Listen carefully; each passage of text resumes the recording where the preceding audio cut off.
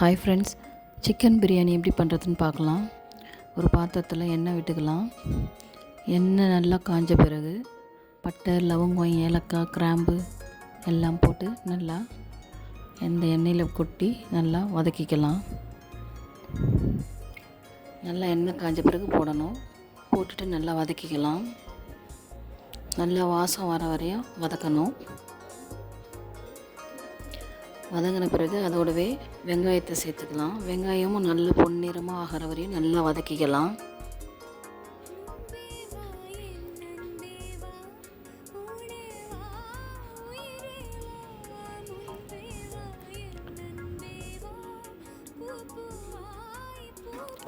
வதங்கினதும் அதோடவே இஞ்சி பூண்டு பேஸ்ட்டு சேர்த்துக்கலாம்.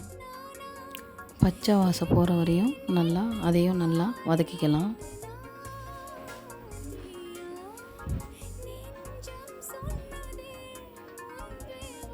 பச்சை வாசம் போன பிறகு தக்காளி சேர்த்துக்கலாம். நல்லா வதங்கிடுச்சு. இப்போது தக்காளி சேர்த்துக்கலாம். தக்காளியும் நல்லா வதங்குற வரையும் நல்லா வதக்கணும்.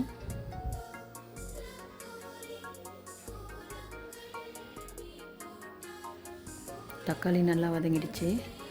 இதோட புதினா, கொத்தமல்லி போட்டு நல்லா அதையும் வதக்கிக்கலாம்.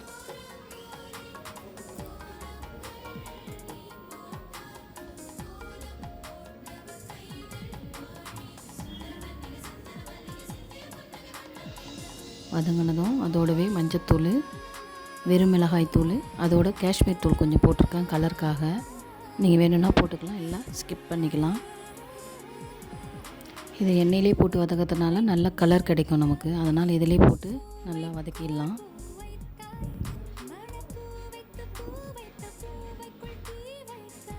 மஞ்சத்தூள் போட்டு சிக்கன் நல்லா வாஷ் பண்ணி அதோட கொஞ்சம் தயிர், சால்ட்டு, கரம் மசாலா போட்டு வச்சுருந்தேன்.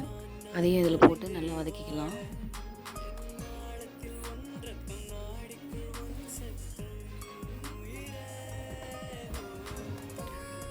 நல்லா வதங்கினதும் அதோட கொஞ்சம் தயிர் சேர்த்துக்கலாம். தயிர் சேர்த்து நல்லா வதக்கின பிறகு அதோட லெமன் வேணும்னா விட்டுக்கலாம், எல்லாம் ஸ்கிப் பண்ணிக்கலாம். நான் கொஞ்சமாக விடுறேன். நல்லா இதுவானதும் கல்லுப்பு போட்ட பிறகு நம்ம எந்த கப்பால் அரிசி எடுக்கிறோமோ அந்த கப்புக்கு 1.5 தண்ணி வைக்கணும்.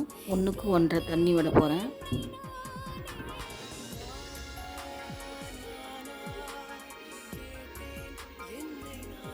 ஒன்றுக்கு 1.5 தண்ணி வச்சாச்சு. வச்சுட்டு தட்டு போட்டு மூடிடலாம். மூடிட்ட பிறகு நல்லா கொதித்த பிறகு அரிசி போட்டு தம் போட்டு ஓப்பன் பண்ணால் பிரியாணி ரெடி ஆகிடும். வீடியோ பிடிச்சிருந்தா லைக் பண்ணுங்கள், ஷேர் பண்ணுங்கள், மறக்காமல் சப்ஸ்கிரைப் பண்ணுங்கள் ஃப்ரெண்ட்ஸ்.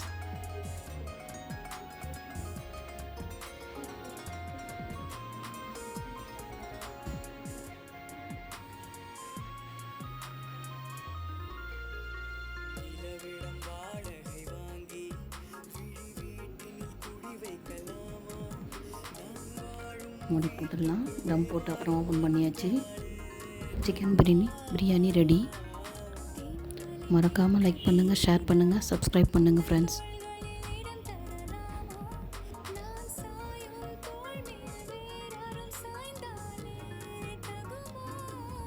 நல்ல ருசியான சிக்கன் பிரியாணி ரெடி.